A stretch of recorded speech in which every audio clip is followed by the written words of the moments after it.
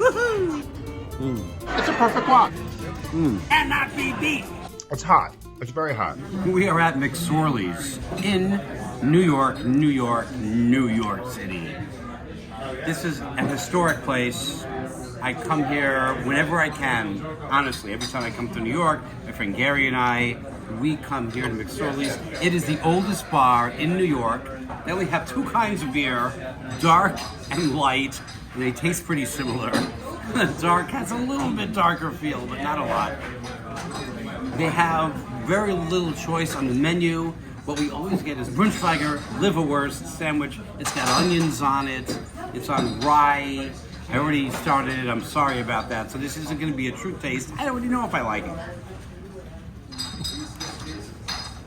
Yum. Now listen, this is not gourmet food.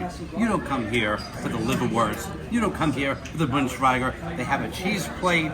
They got hamburgers. They got hot dogs.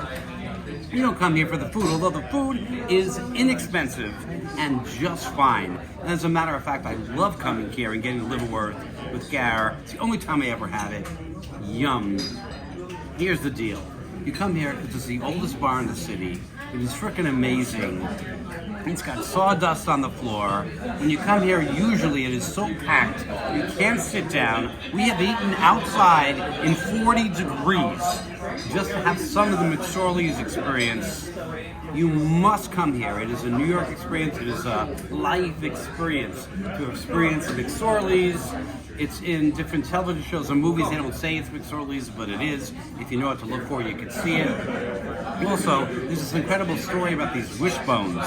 For World War I, as soldiers would go off to war from this neighborhood, they would put a chicken bone and they would hang it over the bar on this wire that's part of like a chandelier lighting system, and they would go off to war. And when they came back, they would take the chicken bone, the chicken make-a-wish wing thing off of the wire, but there's still a whole bunch there, and this is from over 100 years ago. Why there's still a bunch still there?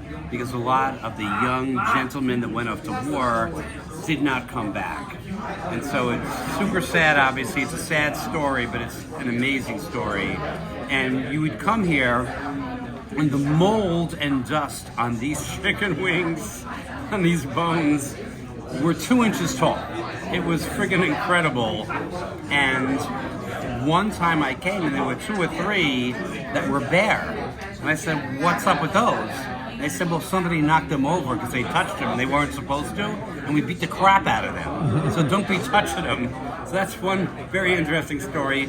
Another is I came in once and all of them were totally clean. I said, what happened to all the mold and dust? I love that mold and dust. They said, well, the health inspector came and they said that we had to clean it up, and they wrote us up. I said, oh, that sucks. They said, yeah.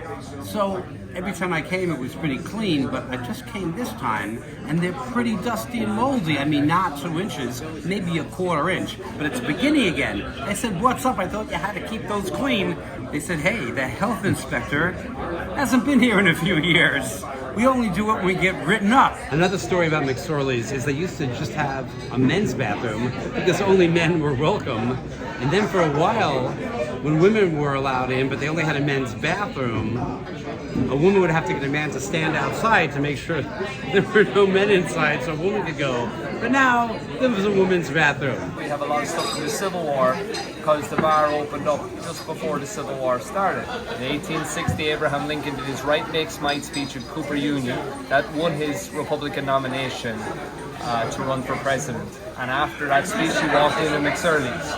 And this chair behind the bar is the actual chair he sat in when he was here in 1860.